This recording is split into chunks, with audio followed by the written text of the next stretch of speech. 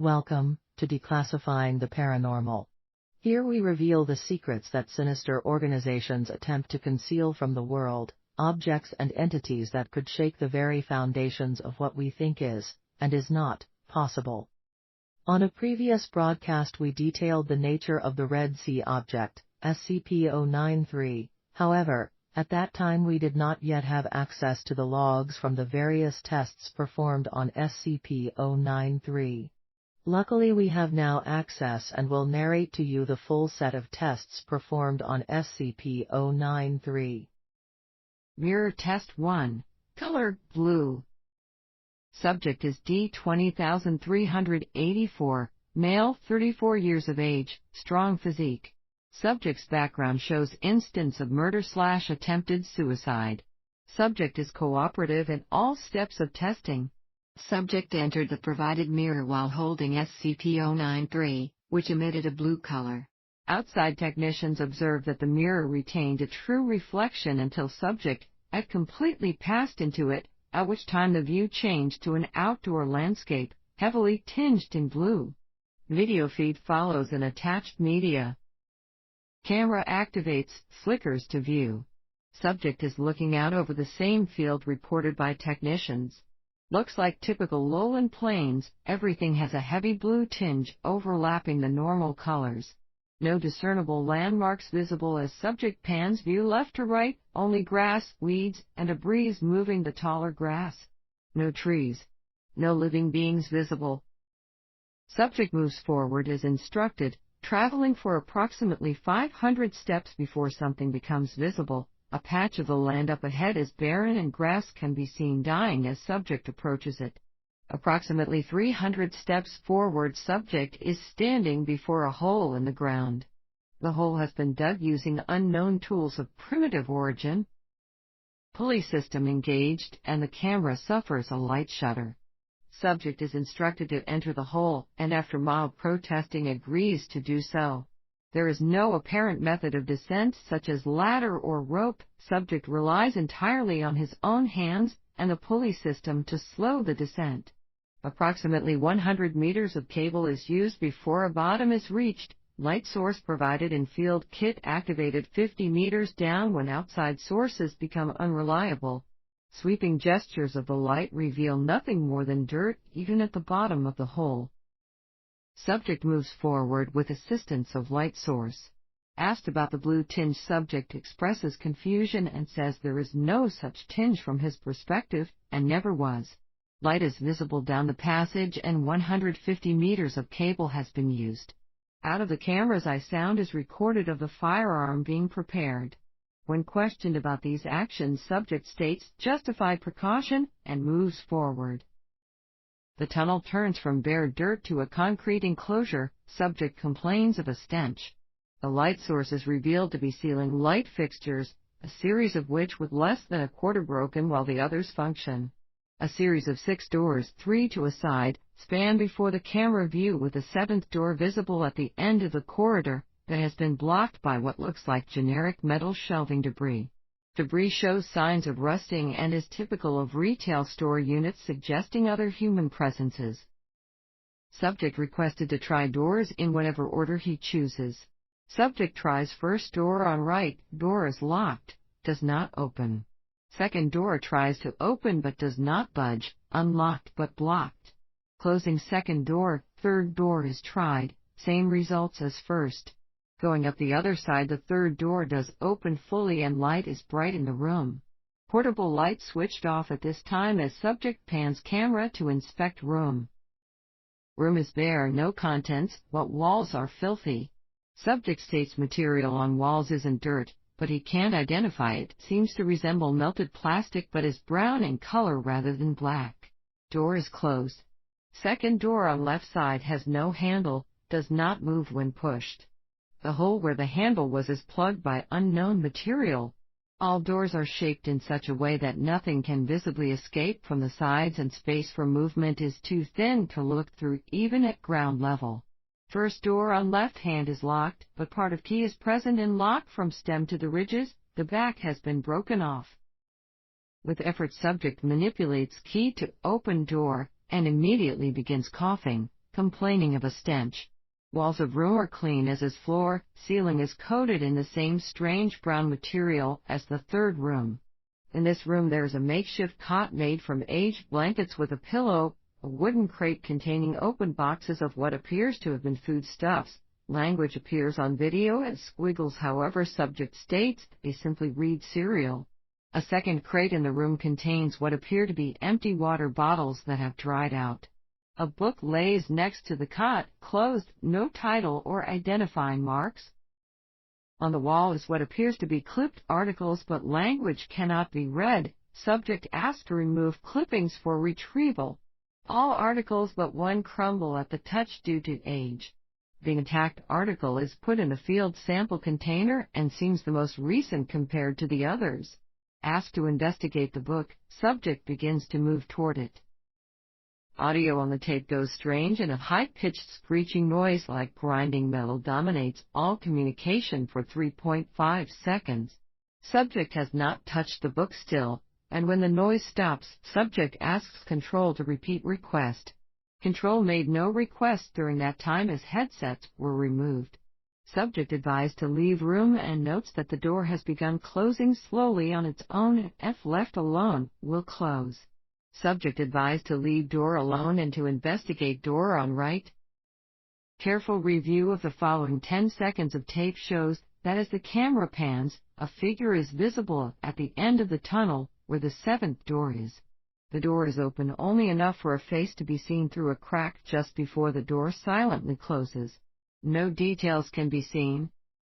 Subject investigates the second door on the right with no mention of anything seen out of the ordinary. This door, when pushed against, moves, and after repeated bashings, moves enough to view inside at an angle. A corkboard is visible with more articles attached to it. The top of a box of cereal can be seen on the floor, and what appears to be a hand laying palm up. Subject closes door and pans camera past door 7, which remains closed. Seeing nowhere else to explore, subject requested to return. Subject poses no protest and complains of ever-increasing stench. As subject returns back down tunnel, his camera feed does not change or show anomaly, but Control reports a sudden surge in cable movement, pulling an additional 100 meters of cable through before going slack again and then tightening. Video feed shows subject ascending tunnel slowly while Control attempts to verify integrity of the pulley system. Subject requested to stop ascent but states he is not climbing, the rope is pulling him up. Panic sets in on both sides and subject informed to ready firearm. Upon reaching top of hole, nothing is visible on camera and subject reports nothing has changed in landscape, then begins a return trip following the path of the cable. Traveling for approximately 900 steps, subject asks how much cable he has used. Control admits they are unsure due to complications, but subject traveled in a straight line to reach the hole, so it should be a straight line back. Subject becomes concerned when he states that more cable is visible now, moving in a 90-degree angle away from a point in the ground. Subject pans camera around full circle slowly. On film, behind subject, a crowd of 37 countable figures stand silently. Features are unidentifiable, and they are lacking the blue tinge that dominates the landscape.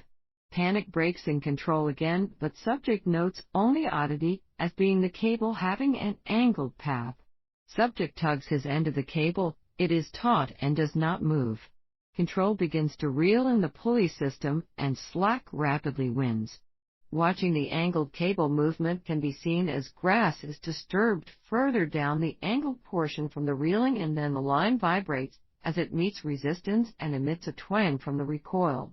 Subject's camera pans back a long length of cable which now appears to slowly be allowing more slack before suddenly all slack is returned and pulley system begins again.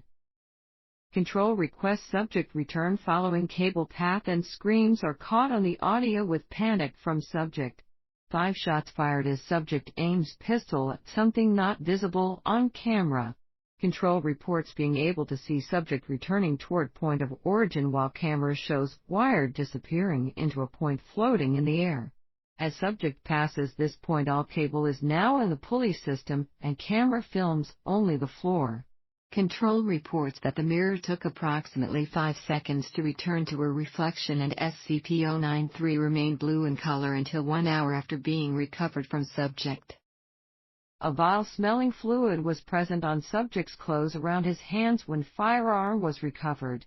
This fluid dried quickly and was deemed insignificant of study due to lack of quality sample. Control personnel monitoring the mirror state having seen a massive human being crawling on the ground, easily 50 times the size of a normal person with no facial features and a very short arm reach, pulling itself toward the mirror before it returned to a reflection. Due to proximity, fine details could not be made out, but at least one observer noted the being appeared to have been shot from the marks in the otherwise smooth, featureless face. Field test kit recovered from subject containing a newspaper article that reads, "Data expunged," and was filed as item "Data expunged." The next test is classified as the green test. Mirror test 2, color green. Subject is D54493, female, 23 years of age, average physique. Subject's background shows instance of grand theft auto and second-degree murder of 2 children during escape with vehicle. Subject is cooperative in all steps of testing. Subject entered the provided mirror while holding SCP-093, which emitted a green color. Outside technicians observed that the mirror retained a true reflection until subject had completely passed into it, at which time the view changed to a farming landscape, heavily tinged in green, similar to the first test. Video feed follows in attached media. Camera activates, flickers to view.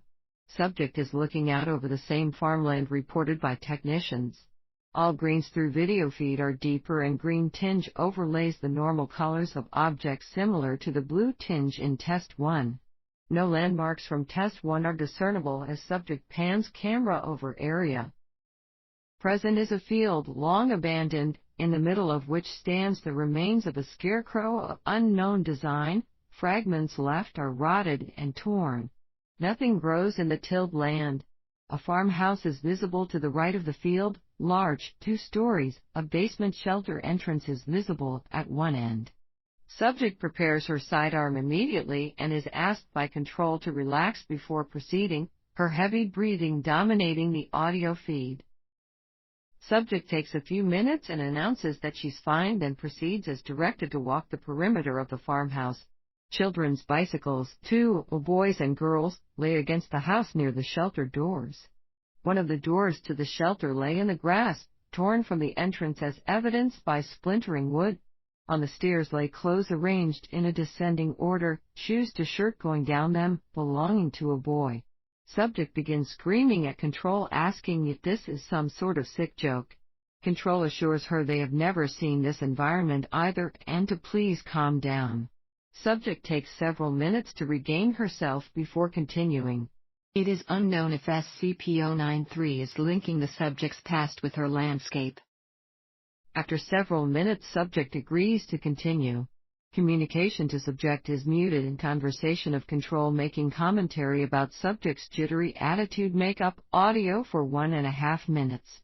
Communication restored as subject reaches bottom of stairs. The cellar of the farmhouse is unremarkable and typical. Several wooden shelves line the far wall containing unidentified canned substances. Broken light fixtures sway gently from support beams. Camera is panned across the basement slowly. No evidence of footprints are visible, and the basement can be assumed to have been abandoned for some time. Subject begins to comment about a stench. As subject pans the area, a metal hatch is visible in the ground, similar to a bulkhead on a submarine with a turn handle. Subject remarks that the smell is at its worst around the hatch, and the dirt around the hatch is noted as being clumped and clay-like. The handle of the hatch is old and the paint chipped. Subject coerced into turning the handle, which, when fully turned, opens the hatch. Subject begins coughing at the release of assumed old, stale air. When camera is tilted to view down the hatch, it is a white concrete tunnel similar to the one found in the blue experiment but in much better condition. Subject asked to descend ladder and close hatch behind her. After some convincing, subject agrees to descend but does not close the hatch, Overlooked concerns about severing the pulley return system in doing so are acknowledged. Descent down the ladder and trip to the farmhouse has consumed approximately 53 meters of cable when bottom is reached. The inside of the hatch appears to be a bunker ill-suited to long-term usage. It is spacious, about half the size of the actual cellar itself, containing 3 bunks, 1 for a couple and 2 for single use. Several boxes of food similar to those found during Blue marked as cereal fill a waste container near the hatch bottom. On the beds are 2 skeletons, and on the floor is a third, lying next to which is a simple 6-shooter revolver containing no ammunition. 3 spent casings are across the floor near the gun. On the other side of this skeleton is a bound book in good condition. This is retrieved and placed into a field kit container upon request. The gun is left alone per request from control. Subject examines more of the bunker, focusing on a desk where a newspaper has been cut and is in good condition. The clipped articles are recovered using a field kit container. Little else of interest to be brought back is in the bunker as the camera is panned around. Trash bags containing clothing, a few children's toys resembling popular 1950s-era products, are lined against the wall. Subject is requested to leave the bunker and then sharply asked to wait by a control technician, who directs the camera view to an area near the exiting doorway to the hatch. Closer inspection as subject moves and finds that a small area has been fitted with what appears to be an Ethernet jack, the cover of which has been forced slightly away from the wall by a strange, amber-like substance. Subject refuses to touch or collect a sample, commenting that it stinks so bad that if they want it they can come get it themselves. Control declines and subject leaves bunker. As subject grips ladder to leave, the camera pans up for a moment, and at the top of the tunnel a humanoid figure is seen peering down. Control asks subject to confirm figure. Subject states nothing is up there and begins to climb. Figure draws out of camera view after first rung is touched by subject, who ascends without incident. At the top of the tunnel no other life is seen, nothing has been disturbed. Subject insists nothing was there and closes the hatch, then immediately vomits. Subject coughs and uses a supplied water bottle to gargle, then freezes and asks if Control is hearing that. Control reports no audio. Subject approaches cellar hatch cautiously with firearm drawn and lifts her head just enough so camera can view outside area. In the distance, approximately 700 meters from the farm, 2 massive, humanoid beings are crawling across the landscape. The entities do not notice the subject, who remains quiet but whose drawn sidearm is visibly trembling. Subject requested to remain still and silent as beings move. They are featureless, facing at an angle, moving across the field of vision, so the faces are only visible for a few moments. During this time it is clear they have no facial features. The arms they use to drag themselves are short at times and long at others, stretching out to varying lengths each time they move. There is no rear area to the beings. All bodily design appears to end at the torso. The 2 creatures take approximately 10 minutes to disappear into the distance before the subject begins to panic and begs to return. Request declined. Subject instructed to enter the home from the cellar, and not to leave the home under any circumstances. The first floor is entered through a hatch in the ceiling/floor that opens with rusty creaks that cause subject to pause for 37 seconds before continuing upward and entering a kitchen. A heavy layer of dust coats all items in the kitchen. The refrigerator is left open, all food is spoiled. Adjacent the kitchen is a living area that subject enters slowly. There is a recliner, couch, and a television, all of 1950s style design. In the recliner is a laptop whose case also resembles 1950s decor and is coated in heavy dust. Opening the laptop reveals the last moments of its operating system, Faithful OS, leaving a standby mode and immediately shutting off. Laptop has no external power source and will not power back on. When asked to recover laptop, it brings the cushion of the recliner with it, the 2 stuck together. Subject advised to leave laptop where it is. The inside door leaving the home is nailed shut with thick wood planks, no attempt made to interact with these. Camera view pans to a staircase leading upstairs. Subject ascends the stairs without being asked, and the stairs remain silent to control surprise. When subject reaches top of stairs, a hallway with 2 doors is viewed, one on each side, and at the end of the hall a dumbwaiter is inlaid into the wall. Subject opens door on left on her own, which opens to a master bedroom. The bed is neatly made, but the wardrobe next to it is thrown open and clothes are everywhere on the floor. Subject finds laid out on the bed several pieces of jewelry and is informed to leave them. Subject begins to protest, then comments they stink and leaves them alone, promptly leaving room. Subject asked to open second door. The second door opens and gives a view of a shared children's bedroom, obviously boy and girl, given the types of toys and clothes scattered on the floor. There is also a window which subject approaches and wipes with a curtain to clear dust. Subject requested to move camera to window and does so. The farmland is visible, and approximately 40 kilometers from it, at best guess, a city. As the camera starts to draw back, it pans down and films the area around the house. Approximately 300 figures similar to those from the footage captured during Blue Test are visible around the home, all staring up.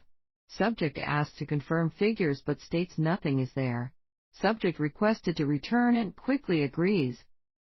Egress from the house is uneventful. Pulley system shows no erratic behavior. As subject returns to point of pulley wires origin, a loud groaning noise causes the picture to reverberate. Technicians at control report they were also able to hear the noise and experience the vibration. Subject returns through point of origin without investigation, and mirror returns to reflective surface. SCP-093 relinquished. Video ends. Returned newspaper fragments filed as. The next test is classified as the violet test. Mirror test 3. Color violet.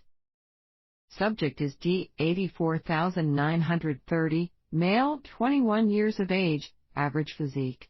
Subject's background shows instance of second-degree murder of a police officer during a drug bust. Normally this crime, while severe, would not qualify a person for a sentence that would end up with us, but the murder of the officer was especially brutal and excessive violence was used. This subject was uncooperative and had to be reminded that his cooperation would only benefit him. Subject entered the provided mirror while holding SCP-093, which emitted a violet color. Outside technicians observed that the mirror retained a true reflection until subject had completely passed into it, at which time the view changed to a cityscape, urban, lightly tinged in purple, similar to the first test. Video feed follows in attached media. Camera flickers to life and pans around the area. Subject is in what appears to be a modern downtown district similar to a city like New York. The streets are mostly bare except for a few cars of unknown make or model. These cars look highly advanced and streamlined. Subject attempts to look into the car windows without being instructed to, but backs away, remarking there is a rank-ass stank coming from the areas around most of them. Subject is persuaded to move closer to one car and does so with coughing, wiping off a window which is covered in dirt. The inside of the car appears to be completely filled with a strange brown matter. There is nothing at all visible other than the brown matter. 2 other cars produce the same results, however a 4th vehicle seems more recent than the others and the insides are immaculate. The doors to this vehicle also are unlocked and subject quickly gets inside, then shuts the doors. Subject is chastised for this behavior by control, who reminds him his lifeline is nothing more than a cable, which is sturdy enough that closing the car door does not injure it, but they cannot recover a person in motion. Subject argues with control over this issue and pans the camera across the dashboard, pointing out he couldn't drive away even if he tried. The dashboard is void of any recognizable controls, no ignition, no steering. It has several small blank screens that are theorized to be a GPS system. Subject remains in the car while control discusses how to proceed, since the city landscape is far larger than the previous test destinations. Control debates this issue while subject stares around the cityscape from the car. During one pan, a face is clearly seen staring into the car, eyes watching the subject. However, This was not noticed until post-test footage review. Subject made no comment regarding this entity at any point. Control shortly after informs subject to remain where he is, and an escort team is dispatched through the mirror to join him. A team of 4 armed personnel is sent through the mirror and proceeds to subject's location. Subject is then instructed to remove his harness, which is recovered. This subject's video feed then ends and is replaced by a wireless unit used by the escort team. The video quality on this unit is subject to more interference, but in order to mark the mirror exit, a receiver system is placed through the mirror. Subject leaves the car and now travels with the escort team. Given the myriad of possible options, they are instructed to simply move to the closest building and attempt to enter it. This building has etched glass doors bearing the name XEA Research Partners Incorporated, and the doors are ajar. A magnetic lock system is present, but has lost power. Team enters the building and main lobby. This area resembles a stereotypical corporate lobby. There is a C-shaped receptionist desk with a chair pushed far from it as if it was left in a hurry. A PC terminal is at the desk as well. Team approaches the desk and the camera bearer is instructed to examine the PC. The unit does appear to have power, and Faithful OS appears on the screen requesting a login and password. A keyboard is present but is remarkably slim with touch-sensitive keys rather than press-down keys. After one failed attempt, the lock screen replies that maximum attempts have been exceeded, and the PC turns off. No actual tower or power button can be located, so team moves forward.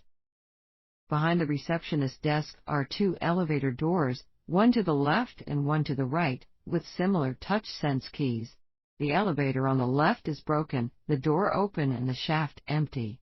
The elevator on the right appears functional and has power. Without a clear destination, the team is instructed to proceed to the highest floor to get a lay of the city. All floors appear to be accessible, with the highest being 114, in reality 112 as 13 and 113 are missing from the keypad.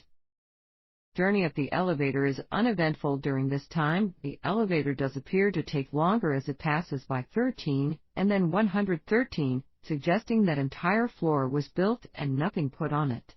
At 114, the doors open and team enters a large lounge-type area. There are many couches with dust on them. A widescreen, apparently LCD TV of approximately 60+ inches in size dominates the wall in front of them with no power. A series of windows are open, allowing in sunlight at the far end, to which the team proceeds and angles the camera outside. The view of the city is astonishing. This building is one of the tallest visible, but certainly not alone in its stature. The city below is gray and silent, no evidence of life at this altitude. Some buildings in the city have a strange brown growth that appears to have been splashed against them, if a gelatinous mass was flung and then seeped down before hardening. Other buildings have floors where the glass has been shattered and the same brown substance is seeping out the edges. One member of the team calls the camera bearer to the windows on the other side. From the other side of the building, the city edges can be seen. Attention is pointed toward an expressway that encircles the city, upon which crawls another of the large half-body humanoids, dragging itself with its elastic arms as witnessed in previous tests. It travels the highway, then moves out of sight. The team returns to the elevator and notes that a button has already been activated for floor 74. No one has approached the elevator, so the team agrees to travel to this floor. On the 74th floor, the doors open and reveal a waiting area to what appears to be a doctor's office. At the reception desk, there is a sign-in sheet with a series of names and dates.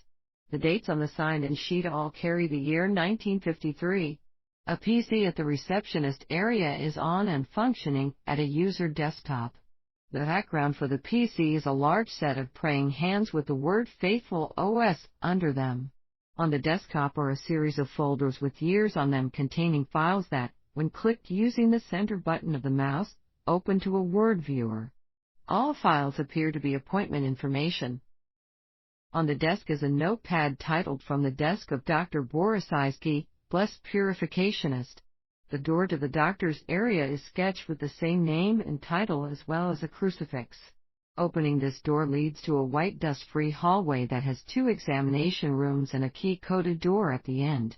The examination rooms are unremarkable and typical of any doctor's office. All medicine cabinets are empty. A small amount of C4 is placed at the lock to the key-coded door at the request of Control and then blown, forcing the door open. The area it opens into is much larger than the reception area itself and seems to contain a series of large containment capsules. There are a total of 6 of these capsules, 2 are broken and a brownish amber material coats the floor coming from them. 1 is empty, the last 3 have nude humans floating in them with breathing masks. Attached to the front of these tubes are medical charts showing vital signs and conditions. For symptoms, the charts explain in somewhat awkward English ailments that seem more like flaws of personality or character, or just incidents that have occurred with the patient. Control asks for a zoom of one of the patient pages on the chart. After focusing, it reads Citizen Jennifer Mazurka did suffer a lapse of the heart that did lead her to lay with her neighbor twice upon nights of her husband's departure from their home. Patient did submit herself into the Lord's and our hands for cleansing of mind and body. Prayer administered by High Father Uwalakan and patient submitted to a 3-day period in the Lord's tears to cleanse her system, then released in good spirits. The topmost page reads Citizen Alberius Farfan struck out at a High Father during a sermon, blaspheming that the Lord's tears did turn his daughter to be unright in mind and heart, thusly laying blame for her whorish activities at the feet of the High Father and his blessing. With no proof of these blasphemies, the forgiving judge and the punishing judge did agree that Alberius Farfan should bathe in the Lord's tears himself for a week to be cleansed of mind and soul, thus to prove his daughter's ways are fault of not the Father's hands, and to give him peace of self. Subject, who has been traveling quietly with the escort team, now begins to panic. The camera pans to focus on him, and he is surrounded by entities similar to those witnessed in the first 2 tests. Escort team reports in that subject is having a panic attack, but Control requests them to stand still and wait. Subject screams at the entities, which are denied to exist by team commander, stating subject is alone in the corner. Control requests that 1 team member be dispatched to approach and recover the subject. The escort team member approaches the subject as ordered. On the video, the figures part to make a pathway for the approaching member, who lifts subject to his feet and brings him out of the corner. Figures on video are then seen closing ranks to close the path. Subject is lifted to his feet by an arm and escorted through the figures that close their ranks when the subject is moved. They remain steadfastly staring at the subject no matter where he moves to. Control requests the team to return now. Team turns to leave. Before leaving, a team member mentions something noticed at the reception desk, a binder labeled The Lord's Tears. Control requests binder be returned as well, and it is stowed into subject's field kit. The team returns to the elevator and returns to the ground floor. Upon leaving the building, subject points down the street toward direction of entry point. The camera pans to a section of raised expressway across which one of the large torsos is crawling slowly. The entity turns its featureless head to look at the escort team, raises its head to the sky, and emits a bellowing sound. Team leader issues the order to move, heading for the spot marked by the wireless video receiver. The creature on the expressway extends an arm down that stretches to touch the ground before the camera moves to the port. All team members save 1 move through entry point. Subject moves through entry point and mirror returns to reflective surface. SCP-093 is dropped by subject, who panics and tries to fight his way out of the room. Subject is terminated by team leader after he draws the field kit pistol. Team leader requests portal be reopened, but it takes several minutes to find someone who can hold SCP-093 and generate a similar color. When a matching color is displayed and applied to the mirror, the video receiver is visible, and all individuals report a horrific smell. Team leader moves through the entryway with control person. The uniform and possessions of the escort team member who was left behind are present and recovered, but the member himself is nowhere to be seen and does not respond to shouts. Member assumed KIA and wireless receiver recovered, control and escort returned through entry point and mirror returns to reflective surface. Later review of the recovered camera shows escort member A grasping at the air where entry point should be and then turning to look up at the oversized torso. A brown gel seems to drip off the creature as it moves that disappears shortly after being dislodged as if evaporating. Several shots are fired at the creature's face with the automatic weapon carried by A that land in the face of the creature, causing a spray of less viscous brown liquid to pour forth from the wounds. Screams obscenities as the face of the creature descends upon him and the camera is pushed to the ground. Camera feed remains dark for approximately 65 seconds before light comes back and the camera films the creature crawling back to the expressway and pulling itself onto it, then crawling in the direction it was originally headed. Believed to have been absorbed by the creature and perhaps digested. This may have been an example of how these unknown entities feed by direct contact with living material. Further study is recommended to be avoided on this issue. Returned ledger filed as. The next test is classified as the yellow test. Mirror test 4. Color yellow. D-class subjects no longer authorized for testing. Testing focus has been shifted to data collection after analyzing the articles brought back from the previous 3 tests to better understand the fate of the world accessed by SCP-093 and determine if safeguards or practices are required for our own world. Analysis of the brown fluid on the clothing of the lost escort team member has been filed with other recovered articles. Dr. H has volunteered for this test as out of the possible candidates, he was able to cause SCP-093 to undergo a new color change. There is no evidence in Dr. H's background of any illegal or criminal behavior, nor of any psychological problems. When presented to the mirror, the view changed to that of a cubicle office environment. For this test, Dr. H opted to use the wireless video system and forego the pulley return system, stating he was confident he would be safe, as none of the torso creatures had been witnessed within a building where the mirror's destination showed. Video feed commences after Dr. H has crossed the mirror. As with prior tests, SCP-093's current color, yellow, tinges all video material. Camera flickers to life and pans across a series of plain white cubicle constructs. Approximately 30 are visible. At the far end from the point of entry is an office module built into the wall with frosted glass walls and glass door. Dr. approaches this door and investigates the etched writing on it. Senior Manager, Stanley Millimitz. The door is unlocked. Dr. enters the office and examines the desk. A coffee cup is on the desk, a dark brown stain covering half of the inside as the liquid evaporated. There is a donut on a plate which Dr. picks up and lobs at a wall. Unimpacted thumps like a rock and falls. A file cabinet in the corner of the room draws Dr. attention and he goes through each shelf one at a time, stopping in the second drawer and taking out a file, then going back to the first and taking out 2 others. Continuing to the third and fourth drawers, he withdraws 4 additional files and spreads them all out on the desk. The files are blue filing folders, and he points with his finger and camera at a symbol on each of praying hands, stating aloud for the camera that all other files are stored in yellow folders. The blue folders are placed in his field kit. Camera attention is turned to the PC on the desk that is logged in and functional. Dr. comments aloud, wondering where these devices are getting their power from, as he has noticed no power outlets. This PC's desktop contains the logo of Faithful OS and even has sounds, clicks of the mouse followed by soft hum-like hums, and opening of icons followed by angelic bells. The PC fails to yield any useful information to Dr. who abandons it and leaves the office. Approaching the other end of the office floor, Dr. presses a button on the wall for the elevator and enters, finding he is on the 34th floor of a building having an unusual number scheme. The keypad layout goes from -115 to 115 and includes all floors. Before pressing a floor button, Dr. requests that the wireless video transponder be moved to the elevator and replaced with a construction cone to mark the entry point.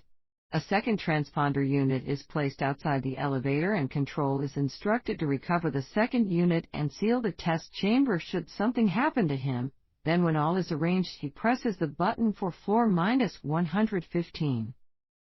The descent down the elevator is long, consuming 15 minutes. During this time, the camera experiences one malfunction where the image jerks and turns to snow, restoring to show 14 other figures in the elevator with Dr. As video pans around, all of whom move as he moves to allow him space. They remain for 35 seconds, then the camera flickers to snow and returns. Dr. is now alone in the elevator, dancing as is assumed by the ducks and sways of the video feed. Dr. pauses to comment on a rising stench coming from below. At this point, the elevator has reached floor -108. Dr. presses -110 to interrupt the descent down and exits when that floor is reached. The elevator doors open to an enclosed observation deck with several PCs and chairs. All PCs appear to have power. The ceiling to this deck is also glass, and above it another deck is visible.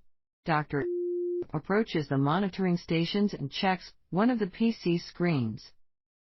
On the screen is the faithful OS logo and a video feed toggling between 4 different views. The first view is a room of tubes similar to those found in Test Violet, which number in the thousands. The second view is a closer-up view of these tubes as the camera glides in front of each to monitor the contents. All tubes the camera passes by are broken. The third view is facing the opposite direction. A camera glides vertically, checking each observation station. A total of 10 can be counted, and Dr. is visible as the camera passes by his own station. Looking up, a hovering camera unit with no visible means of propulsion glides up past him. The fourth view shows the ground floor below the observation deck, where a single astonishingly large torso being is crawling in circles, bumping into walls and changing directions. From the camera feed, the creature's estimated size is 6 stories. Returning attention to the contents of the PC, Dr. moves the video log aside to see a simple text editor that was hidden behind it. A printout of this text was recovered and filed in the field kit. The printout directed Dr. to a safe on floor 54 and provided a combination. Dr. leaves the observation deck and proceeds to 54 without event, arriving on a cubicled office floor. He proceeds to the desk mentioned in the document and finds a safe hidden beneath the desk, undisturbed. The combination provided opens the safe and reveals a notebook, filed in the field kit, and a peculiar revolver that has been returned as -8, in addition to the 24 rounds of ammo found with it. Dr. proceeds back to the elevator without event and returns to 34. Given the sheer number of floors available to explore and the vital information obtained from the observation deck, the test is considered over and equipment is retrieved. Before returning through the entry point, Dr.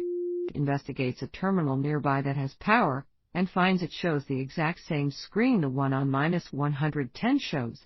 It is theorized that the author of the note installed a network virus to propagate it through the building so any PC on that network would be found and the information discovered. Dr. returns through the entry point and the mirror returns to a reflective surface. All materials filed with other SCP-093 recovered materials.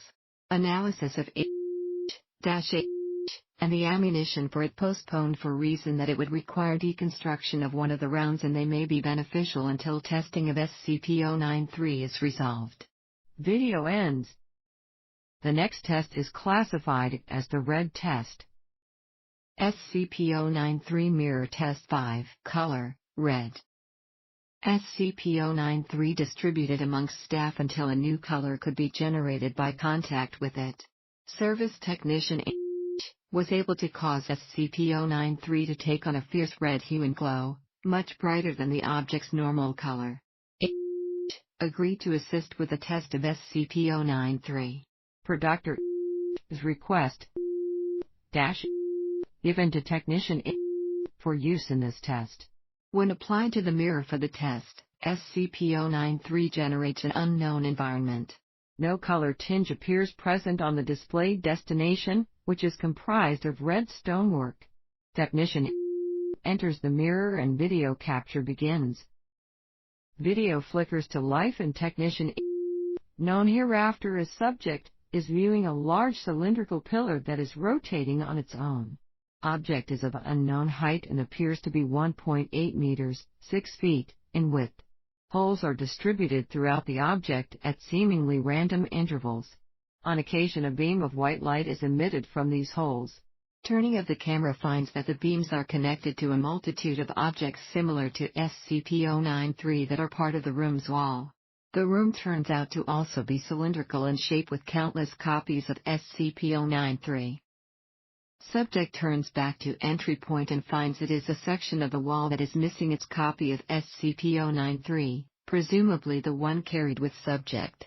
Other sections of the wall on inspection are also found to be missing their copies, leading to speculation that this may be some sort of central array. Subject finds a ladder in the floor while examining the room and proceeds down it at Control's request. The ladder exits into a large clean room full of computer equipment that appears antiquated compared to previously encountered equipment. Large computers running on reel-to-reels are clicking and spinning at various locations. A light bulb of unknown meaning turns on for 10 seconds then turns off. A large CRT monitor is displaying single words in 8 colors at roughly 5 seconds intervals. While observe the words clean, unclean, clean, clean, lost, unclean flash on the screen. Proceeding through the room, it ends in a large glass window as another observation deck. This deck looks out over another series of tubes as witnessed before but far fewer and filled with a blue liquid. What appears to be electrical current dances over many of the tubes at erratic intervals. At least 5 tubes at first glance are empty and broken. At the observation window, a keyboard is present on a pedestal awaiting a selection to be made.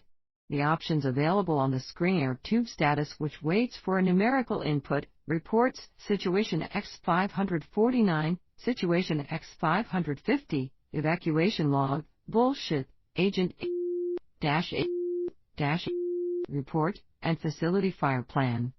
Video expunged. All selections that generated text were transcribed by subject and verified by a control member who passed through the portal to recover them.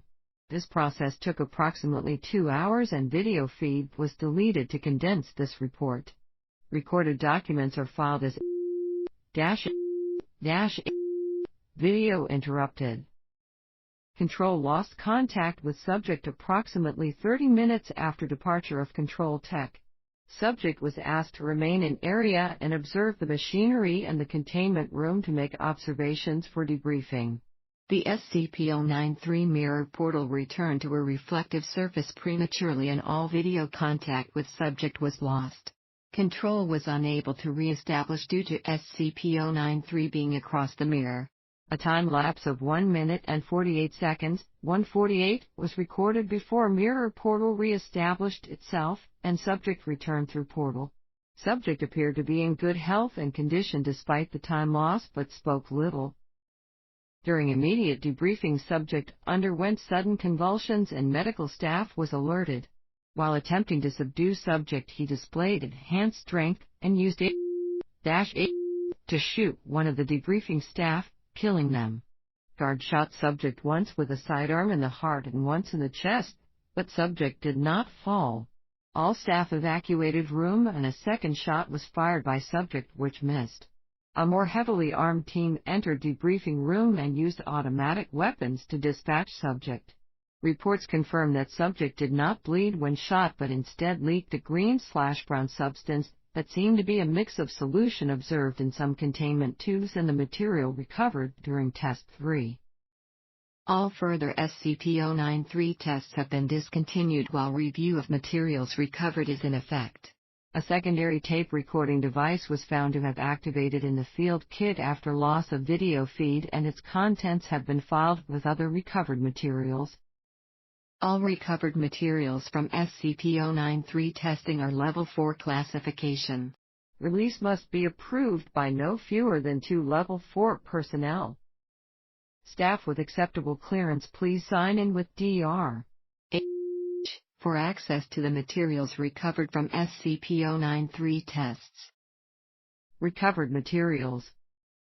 All documents contained in this file are Class 4 clearance requiring 2 signed approvals to access. Any employee reading past this point who does not have proper classification should consider themselves to be terminated from employment and now subject to disciplinary actions up to and including forced administration of Class A amnesic, immediate transfer to Keter Class Security, and death. Blue Test, Newspaper Article 1. Only one item could be recovered during our initial test, and that was a newspaper clipping found attached to a corkboard in an abandoned bunker. Most of the articles were in a state of decay, but one was firm enough for recovery. Most Holy Father announces progress, unclean being cleansed. A rare public address directly from the Most Holy Father of the United Lands of the Sun has declared that the blessed militia has driven back many of the unclean, who are skulking our lands now. New Rome, our capital, has been purged of the unclean, and citizens are encouraged to come back to their homes. Citizens who live in the surrounding countryside should not return to their farms, as the unclean still roam the fields and plains around our glorious city and continue to grow in size. The blessed militia has developed new weapons which have proven capable of punishing the unclean and driving them back into the unfertile lands. Construction has begun of a system to permanently close the unfertile lands off from our blessed lands in each affected area once all the unclean have been driven away. The Most Holy requests that all citizens of our united lands bow in prayer and offer tithe to recognize the sacrifices of our blessed militia in these troubled times.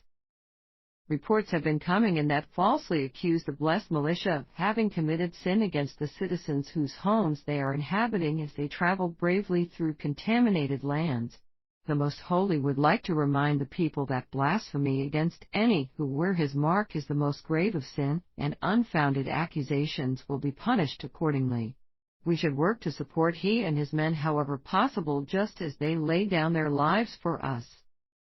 The sinful rebels who dash. Green Test, Newspaper Articles 2, 3, 4, Diary. Our second test recovered many materials that helped to establish a sequence of events for this alternate world. The diary recovered provided a glimpse into the last days of the owners of the home from which it was recovered and may represent activity in other areas of the world as well. Newspaper Article 2. Farms surrounding the city of Silver Feathers have reported being unable to contact neighbors across voice or video feeds in the last week. Until an approval is granted by the Regional High Father, an investigation cannot commence, but he assures the people that these events have not escaped his attention. Residents are advised to notify their local Blessed Voice daily so any further disappearances can be addressed immediately. Residents are also advised to begin stocking their shelters to be ready for any situation. Newspaper Article 3. Following the disappearance of the Blessed Voices from several outlying regions around the city of Silver Feathers, the Regional High Father has declared a concern for safety and livelihood. Under this declaration, all farmland residents must evacuate immediately to their shelters. Scattered reports of an unclean have come in but have yet to be verified. Newspaper Article 4. The City of Gloria's song has stopped responding to any and all communications. The worst can only be assumed, and our hearts go out to any who are in the region who are unable to hear our words. The City of Silver Feathers Blessed Militia has reported several incursions by the unclean into the city and have exterminated 4 of the abominations before they could become a danger to any residents. The Regional High Father reminds the citizens to avoid direct confrontation with the unclean. Conventional arms do nothing to the unclean, only the most holy of the implements will penetrate their sin, so do not put yourself in danger. Any citizens who suspect their neighbors indulging in heavy sin should immediately contact the Blessed Militia through designated checkpoints. Diary. I have the distinct feeling we're gonna die, so I'm gonna write this all down now. Fair whoever comes along and finds our bones. My name is Herbert Jakulsiv and I'm a farmer. I grows the rab sticks and the huskiers. We raise the inks and the ooms. It's me, my wife, Offeri, and our two little uns Trevin and Listeria. I got this bookend trade from the blessed man who came by fair food and shelter. He told us to start getting our shelter ready and not to let no other blessed who comin' by even know we're here. Says the whole thing break down, nothing right no more. So I does as he said, got it all ready, we goin' down there in the next day or so. In the morn, he was gone, which made the wife sad as he was polite to us unlike most of the others. Figure he didn't want to be no birder. Liz went out lookin' fair him to be sure he weren't just round the house. Dash. He didn't turn up nowhere, so we guess he left.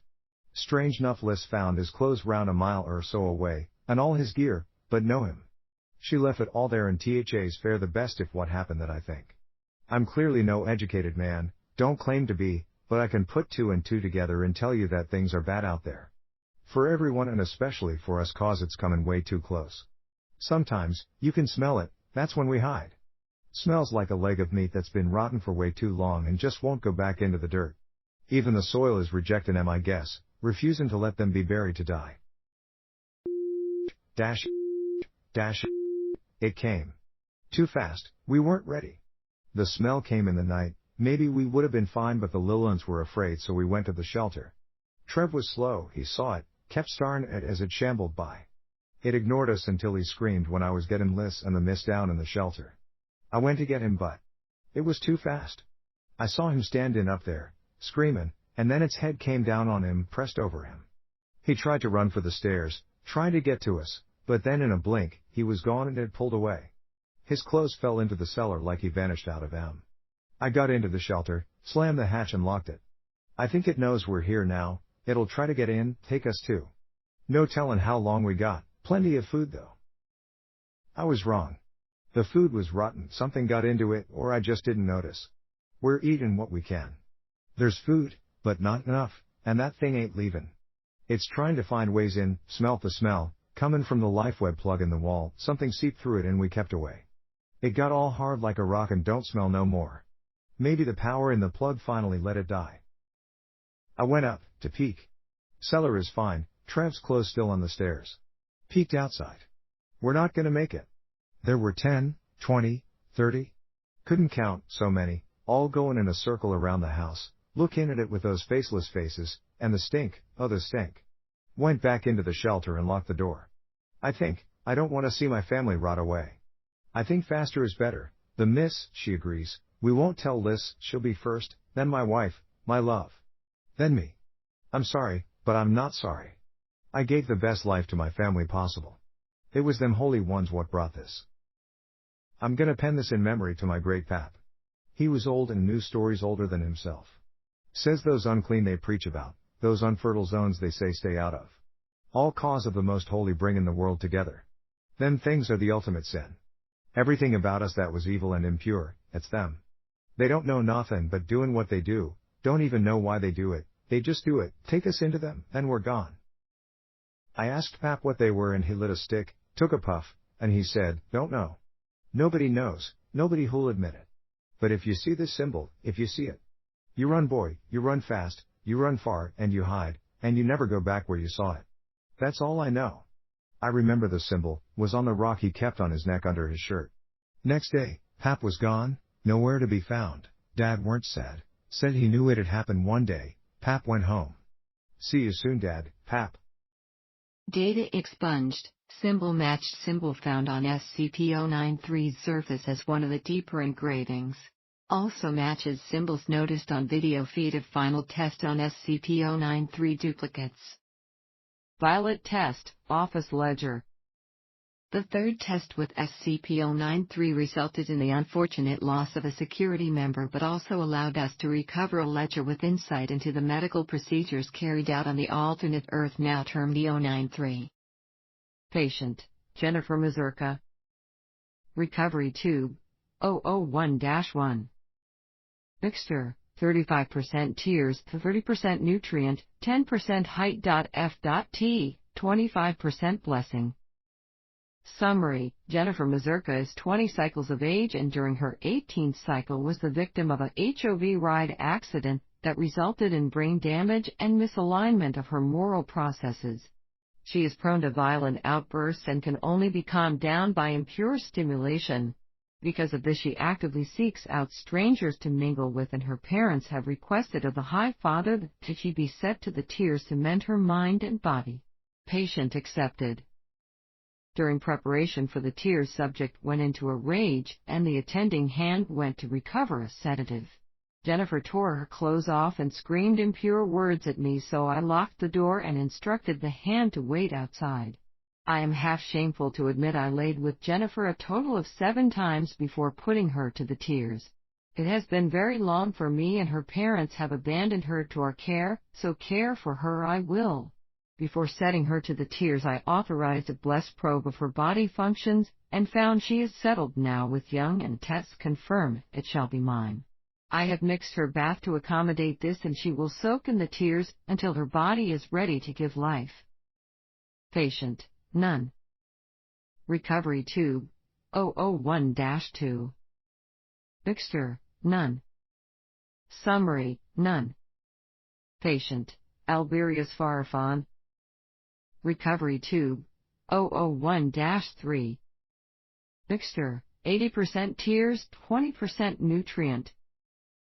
Summary: Alberius Farafan is a farmer from outside the city of Silver Feathers who claims to have lost family to the unclean.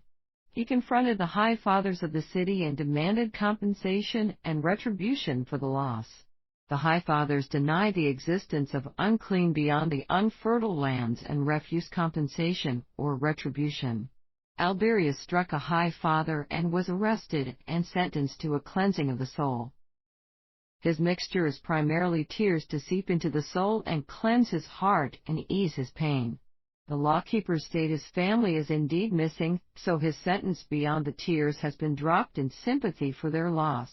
I used the last of the HFT on Jennifer, or I would have used less tears in this bath. 80% is higher than I am comfortable with, but the HFT is becoming hard to obtain. I may have to go through the dark. Patient: name redacted. Recovery tube: 002-1. Mixture: 75% nutrient, 25% blessing. Summary: a member of the Blessed Militia who was wounded in combat. Request is from the High Father, details withheld. Patient: name redacted. Recovery tube: 002-2. Mixture: 75% nutrient, 25% blessing. Summary: a member of the Blessed Militia who was wounded in combat. Request is from the High Father, details withheld. Patient: name redacted. Recovery tube: 002-3. Mixture: 75% nutrient, 25% blessing. Summary: a member of the Blessed Militia who was wounded in combat. Request is from the High Father, details withheld. Yellow test, PC printout, safe diary. The fourth test into E093 provided us with documentation, assumed to be written by a technician in either a medical or government facility. Found in the safe is being considered for SCP classification primarily due to the composition of the ammunition found with it and the advanced firing mechanism attached to what should be a very base firearm. PC printout. I did not trust the Overwatchers. I felt something was wrong years ago. Under my desk on floor 54 is a safe with a weapon in it. It is one of those used by the Blessed Militia. My brother has sent it to me. He says they are also not what they claim. They have done things to our fellows even more vile than what the unclean would do. He tells me to be ready to fight. I cannot. It is not me. I do not know violence. I am too frail. You use it. Save yourself. Safe diary. My name is Herval Toilowis. I am a hard systems watcher here. My job is to monitor the sinful who bathe in the Lord's tears and then make sure that they reach the prescribed dilution time. I have been doing this job for 23 years, and now things are falling apart. I can no longer abide by the most holy, I must speak the truth. We are being told to evacuate. The containment tubes have been breached. An unclean has appeared in the place of rest and we are unable to destroy it. The leave emotion footage shows how it came to be, and this is what has unsealed my heart and mind and tongue. I must speak. Should the Overwatchers see this, I will be silenced, so I must hide it. Thankfully they are ignorant with the hardware, so I can hide this easily. The Overwatchers told us, we should leave last, to ensure the hardware contains the unclean. What that means is we should distract it and die in case it breaches the watching decks. It has shattered nearly all the tubes and absorbed the people in them. I have dispatched the eyes to the unclean and they have touched it, bringing me back a sample of it. The unclean are not sinners, they are not products of our disobedience. I suspect they are us. The eyes have dated the sample, it is older than myself, older than my elders.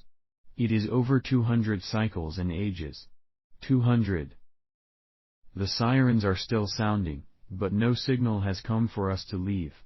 I do not think this unclean is alone. I have seen how they can get into places, between places. Between places.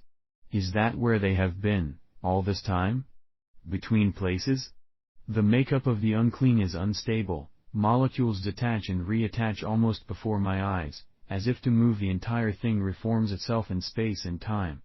Why does it not come up here? Too much effort? Or does it not sense me? They have no eyes, no mouth, no face, they cannot speak, cannot see, but they must be able to sense us. The smell, it is so strong, it comes from all directions. It is not a smell of the dead, it is a smell that comes from something that should be dead but does not know how to die.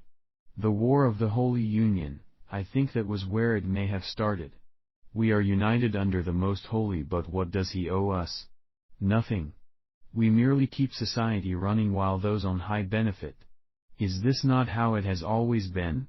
But now we are told we are pleasing the will of those above us in the clouds, those great beings who gave us the power to live and prosper. Those who we have never laid eyes upon but are told we must revere. Lies, all of it, it must be.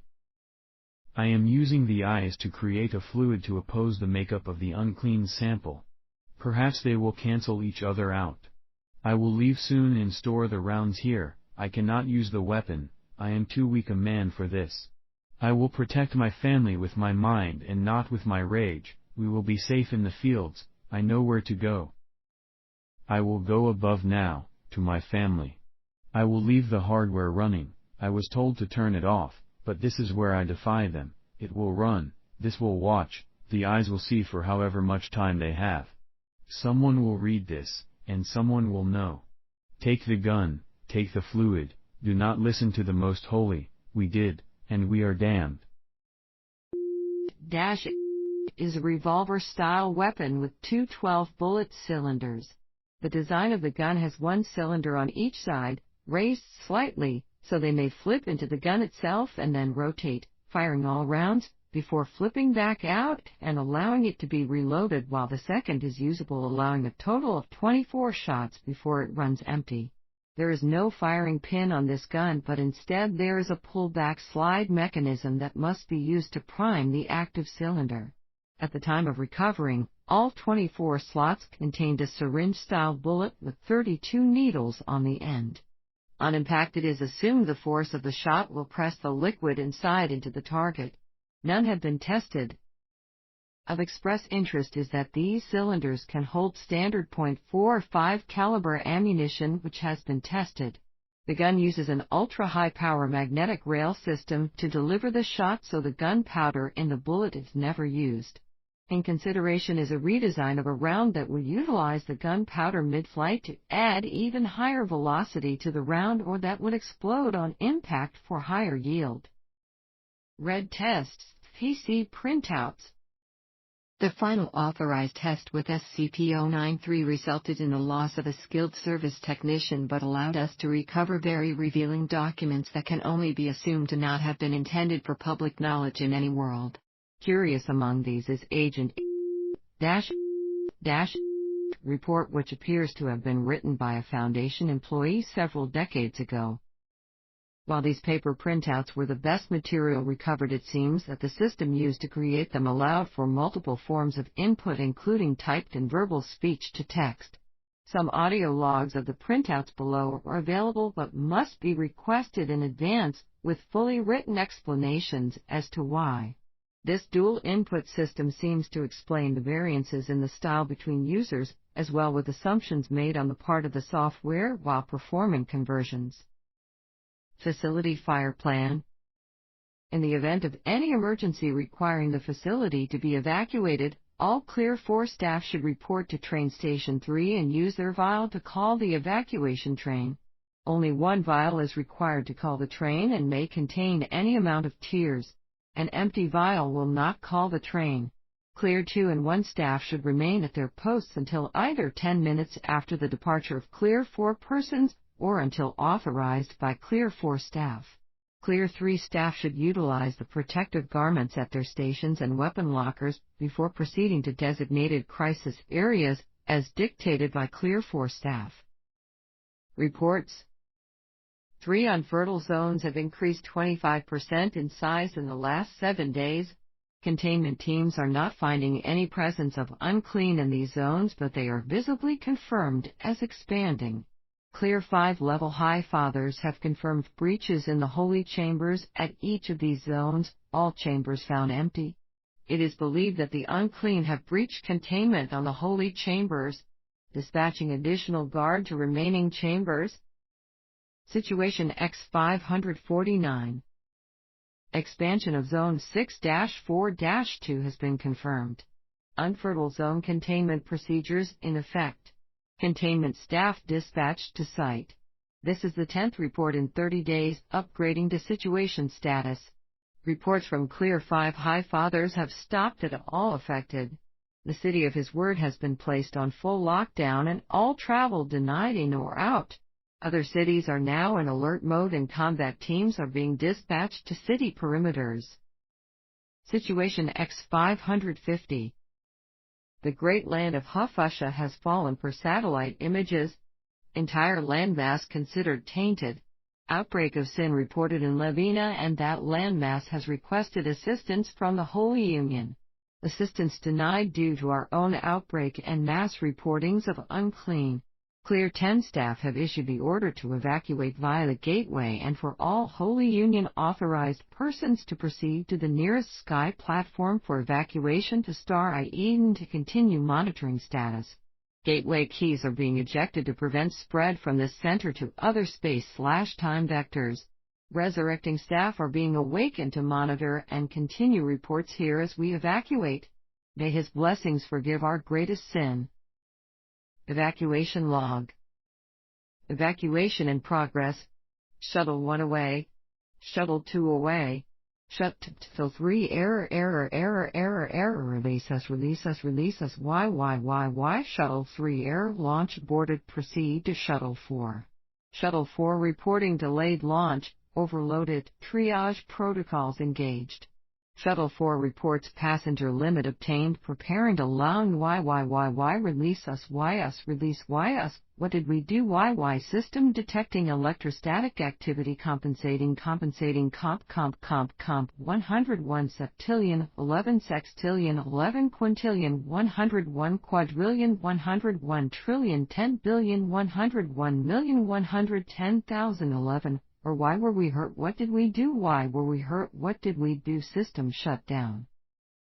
System restore purge of contaminated data in progress. YUS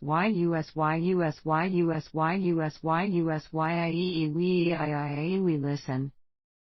Record 5432-104-392. Password forward Javus 5,554,444,332 22,222,222 111,111,111-YYYYYYY.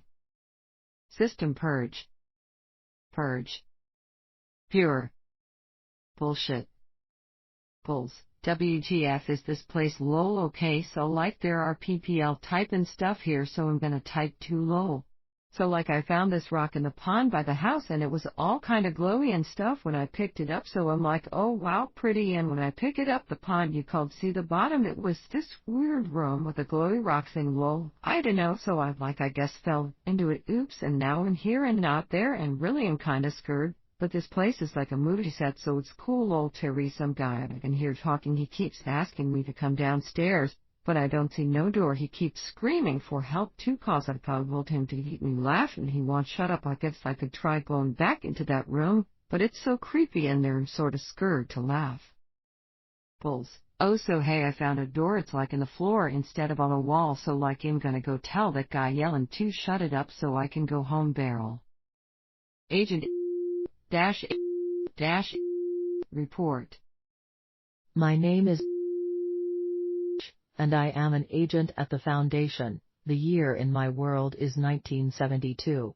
I assume it is the same in this world, but from what I have seen due to SCP-093, life on this world ended in approximately 1954. I have used SCP-093 to visit a number of locales starting and ending here in this center. I have seen the landscapes where no grass will grow. I have run from the unclean as they pursue anything they sense. I have no understanding of how they hunt, but I have learned what they are. Approximately 350 years ago or so this world experienced a technological boom ours did not. The source of this seems to have been the arrival of He, a godlike being of unknown origin. He declared the world unclean and full of sin, and the only way to purge itself of this sin was to purge the sinners. A war, whoever was left alive, was clean. Amazing advances in science were bestowed to all cultures for a period of 10 years to prepare them for this war, and during that time, he disappeared. The war happened anyway, the instigator, the Holy Union of Land, apparently the landmass that for us would become the United States. Records are sketchy and books that detail anything about this time period are forbidden in the world. I located a cache of recorded history by following a series of corrupted computer communications. It seems the primary weapon used in this war for his love was in fact, people. Exposed to something called his holy tears, a liquid compound I have seen in use even today in abandoned medical facilities. His holy tears purge the sin from the unclean and make them love him, at least that's what the label states. The records I recovered are very unclear about how this war was waged except to state his holy chosen walked the lands of the sinful and took their sin unto themselves. Those who cried for his salvation received it and are now our children. Those who denied his love were purified in his radiance. But something apparently happened no one knew how to deal with. The unclean, the large creatures that are half a man and devour whatever they touch that lives and breathes. I actually found a scientific report written by someone who stumbled here with a SCP-093 copy. These creatures are the result of exposure to a very pure form of his tears, resulting in a genetic apocalypse occurring within the exposed. There are terms in here, something about quantum restructuring. I don't understand any of this, but it means they were once humans like everyone else, that couldn't be controlled. But they could be contained. They seemed to be attracted to his tears, and a central point was established in various regions where a person with the purest form of his tears stays, keeping the unclean in that area known as an unfertile land. Something went wrong with that too, not sure what, but everything fell apart. The power structure, the culture, the people, all of it fell to ruins, and now those things shamble around the land as its new owners, with no purpose or direction. You can stand next to one if you can stand the stink, and they just slip right past you. If you catch their attention though, that's it, they move like lightning if they need to and like a snail unless they have a reason to speed up. Sometimes, I think they chase just to do it, others, they move to kill. I think someone is in this facility, or someone's. I keep hearing voices and requests coming from areas under the floor. I want to leave this before I explore the facility any further. I have sent SCP-093 back through the entry mirror to seal that gate. These things can't be let into our world, nor should we have anything to do with this one. We're simply not smart enough to understand it all, I feel. I don't think the unclean can die.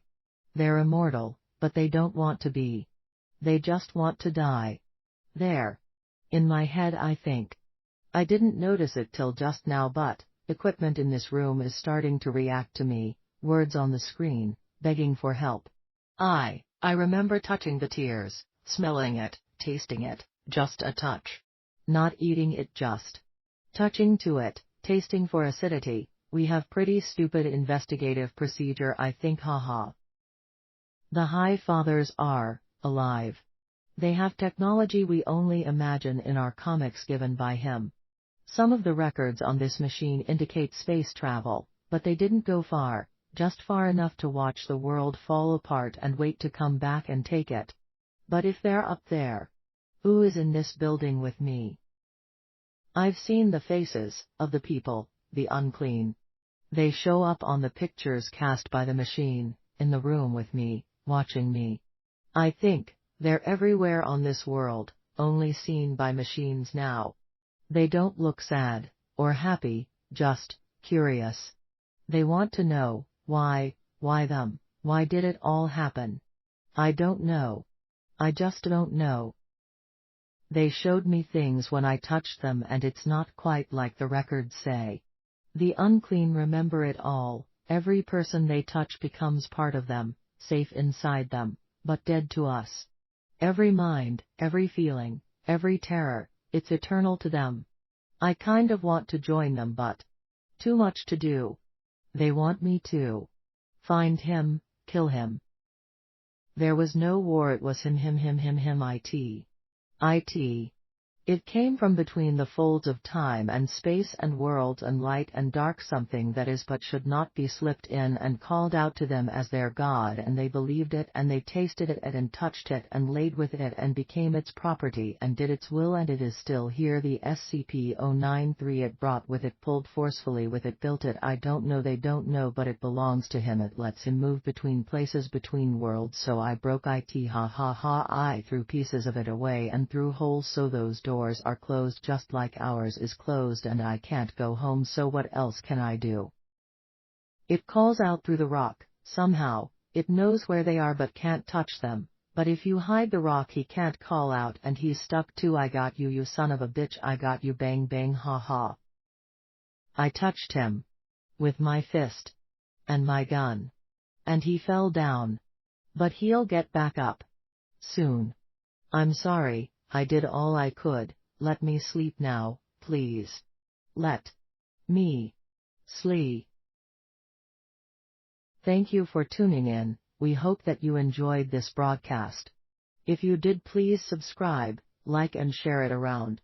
If you have any particular case files you'd like us to cover in future broadcasts, leave a comment below and we'll get around to it shortly. Tune in again tomorrow for more revelations.